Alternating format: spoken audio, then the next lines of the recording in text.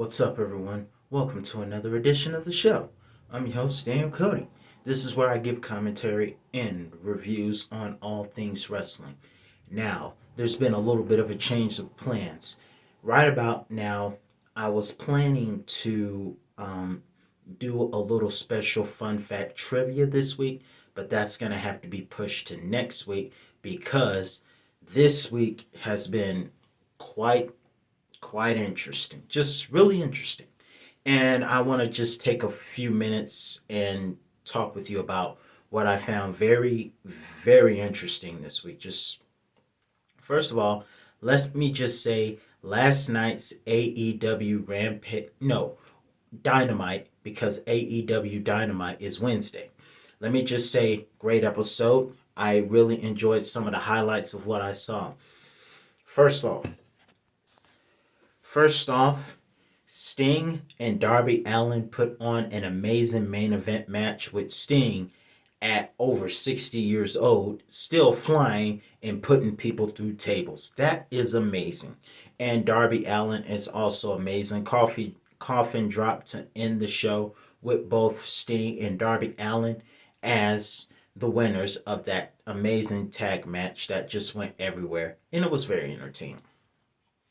Also, we got a little bit of attitude on AEW with a little bit of issues involving Billy Gunn and his children with Christian Cage. So that was pretty interesting. But either way, speaking of tag action, not Darby, we already talked about that. Um, Britt Baker, say it with me, DMD, with her boyfriend Adam Cole, baby, boom, put on a great tag team match tonight with Orange Cassidy and Statlander. Let me just say, first off, great tag match, but I really feel sorry for. Sometimes I just feel so bad for Orange Cassidy. I just do. I really do. I really feel bad for the guy because, and if I'm Orange Cassidy, by now I should know wear a cup. Orange Cassidy needs to start wearing cups.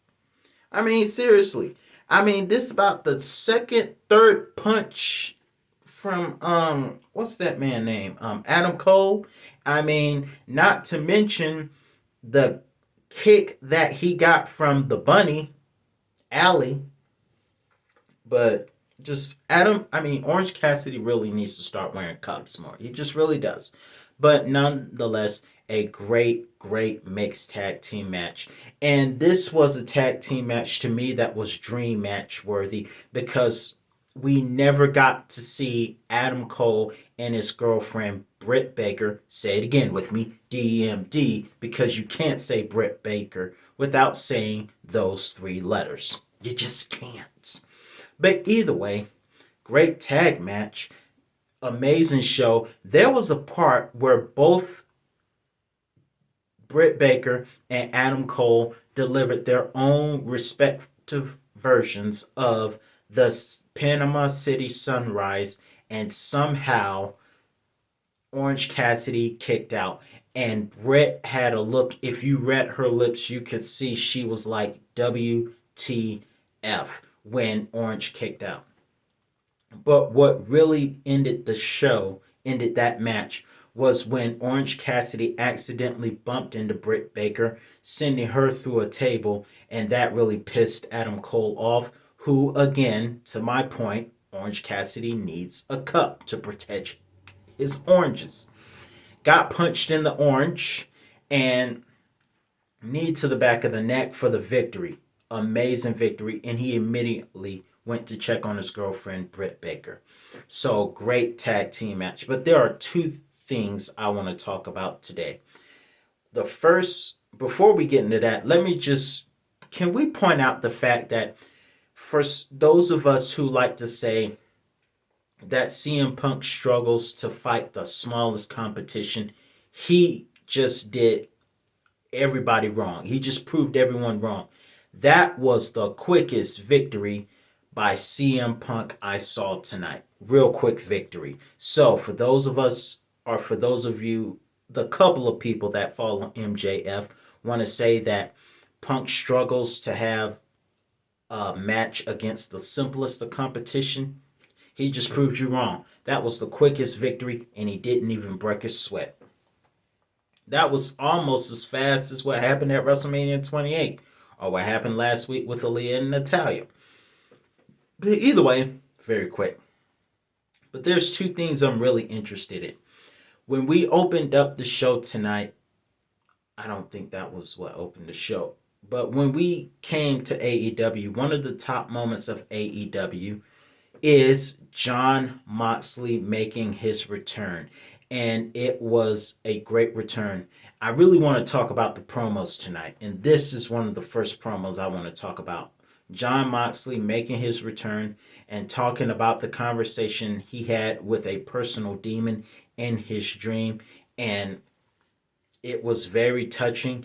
In fact, it was so interesting that it was graveyard quiet in that arena, with the exception of that little grouch who was saying, "Come clean this stuff up." And Jon Moxley was like, "Get this guy out of here, you piece of POS."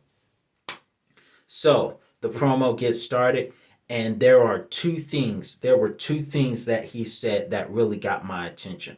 The first thing he said that got my attention was, "I don't run from my demons. I just kick the crap out of them." That that was something. When he said that, bang, I was like, wow. The second thing he said, he sent a message to the entire locker room by saying, "For those of you who think you can take me through the worst hell, I've been through it all already. But know this, I'm not hungry." He alluded to his issues by saying, "Nowadays, all I'm thirsty for is blood." So, which alludes to his problems with why he went to rehab in the first place. But I'm so glad to have Jon Moxley back on television. But let's talk about what really got our attention tonight, or at least mine. Outside of Jon Moxley's return, Cody Rhodes came tonight and cut one of the best promos. I'm gonna tell you something. I don't know. I know I said once that I think Cody should turn heel, but Cody is refusing to embrace the hate, just like John Cena. Fun fact, ladies and gentlemen, many years ago, Mr. McMahon wanted to turn John Cena heel in 2012, building him up to The Rock at WrestleMania 28. John Cena wasn't for it, long story short. And I'm glad he wasn't for it. A lot of people wanted to see him eventually do it, but he never did it. However, John Cena would not turn heel, and we are seeing Cody Rhodes like John Cena back in the early days. He will not turn. Stand behind your beliefs. You can't help but respect that. Either way, there's another thing. As he cut that promo, he talked about why he refused to turn heel. He mentioned CM Punk, and he mentioned someone that he was one of the other guys also, Cody Rhodes, who broke some barriers and did things that were only dreamed of. But here's something that I really appreciated. The point of this promo was to challenge Sammy Guevara for the other championship, and alluded to the fact that some people think that it's secondary because it doesn't have world on it. That's one heck of a point. But before he got to the point of challenging Sammy Guevara to a ladder match to unify the TNT and TBS championship, if I said that correctly, he alluded to something that many of us, including myself, are outraged about. He talked about Aleister Black, his rival, and he mentioned his new protege, Aleister's protege, I'm speaking of. But then he said something that really got my attention. He said, "Now, here in AEW, we are not in the business of changing people's names to Gunther McGillicuddy," which also prefers to Mr. Perfect's son, Curtis Axel. Before he was Curtis Axel, he was Michael McGillicuddy. a part of the Nexus. Also, what the thing that really got our attention was when he said Gunther, because as we all know, that situation happened. And now that I'm done talking about Cody, I really got to get this off my chest. I just really got to get this off. Because I'm trying to get my words together. What in the heaven and helicopter did I witness? Yes, a couple of nights ago on NXT. We had a great match. Just a great match between Walter and 1/3 of the Undisputed Era. All three of them are in AEW. The other one is in NXT 2.0. Roderick Strong, a part of Diamond Mine. Great match. And the thing that was so powerful was when one of the commentators said how there are no fans tweeting, there are no fans on their phone, they're all invested in the match. And they were. And then when Walter won the match, he was announced as the winner. And then he comes in and says, the winner of this match, Gunther! And that just blew us all up. That blew us all up. And many people, many wrestling fans are outraged. I'm not about to punch a hole in the wall about it, but I'm shocked. And I'm going to be honest with you. When he said it, I missed it. I'll be honest. When he said that, I missed it. But once I got the understanding, once I looked it up, I understood why everyone was pissed. And now I'm upset about it. Why? In the free world do you... And this is why I couldn't do the trivia this week, because I had so much things that I wanted to express with you guys, from what I saw tonight with Cody Rhodes alluding to Walter changing his name. This is what I don't understand. This is what I don't get. Why is it that when you have somebody from NXT or NXT UK and then you bring them to WWE, they just lose the fire? Or coming from a church background, they lose their anointing. Basically, the anointing has left. They just lose it. I mean, take Dominik Dijakovic. And for those of you who have followed me since day one, you know that I was very expressive of the fact that I think Dominik Dijakovic being changed into the ridiculous Retribution angle was ridiculous. Retribution destroyed the character of Dijakovic, Mia Yim, Mercedes.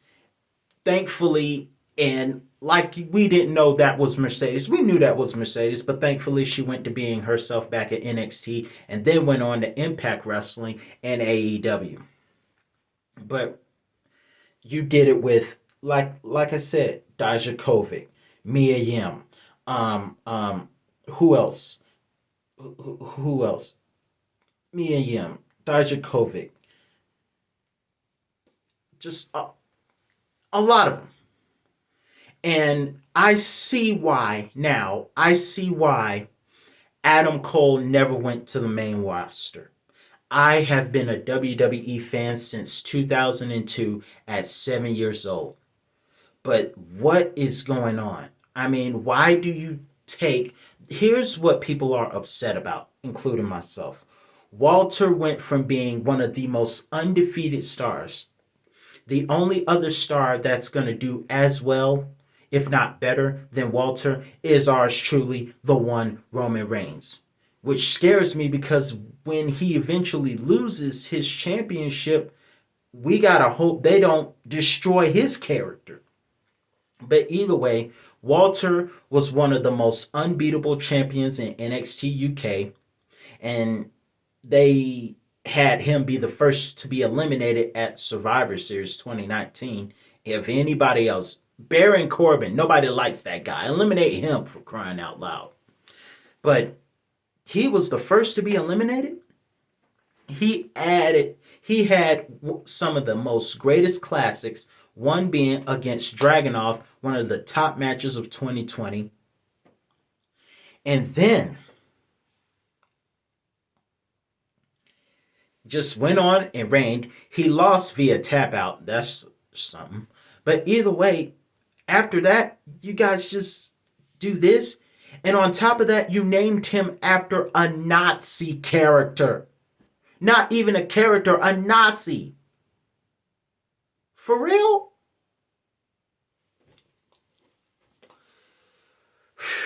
It's almost like Triple H is the seed that gives life to things, and Mr. McMahon is just becoming the Grim Reaper that just kills some of the best stuff we have. I mean, there's a saying, if it's not broke, don't fix it. It was perfect. And you guys are going to do this? There better be a darn good explanation for this. I'm going to tell you that right now.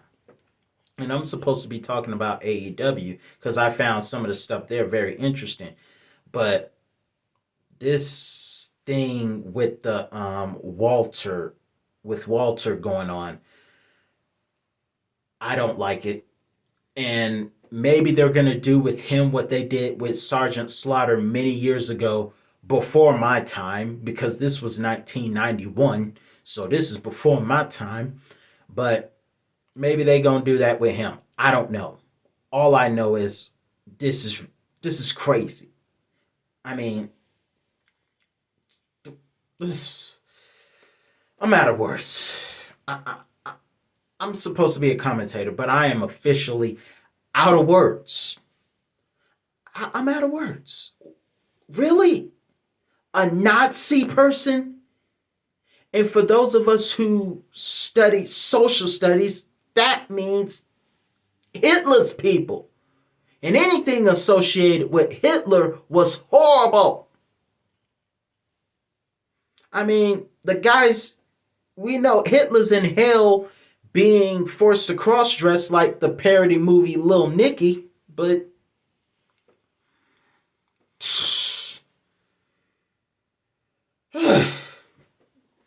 I'm out of words. But either way, I will leave you with this. AEW, great. Thank you, Cody, for alluding to the problems that WWE is having, because I can't believe what I saw. I just can't. I can't. There better be a good explanation for why Walter is really a Nazi man. But either way, what are your thoughts on AEW Dynamite, and what are your thoughts about Walter and this ridiculous new name that he has? That is after one of Hitler's guys. What's your thoughts? Because I'm out of words. I'm so mad I'm out of words. This is the Danny Show. That's all the time I got for you today. I'll be back Friday with a review on SmackDown. Hopefully I won't be as mad. Because I can't believe this. But for now, see you later.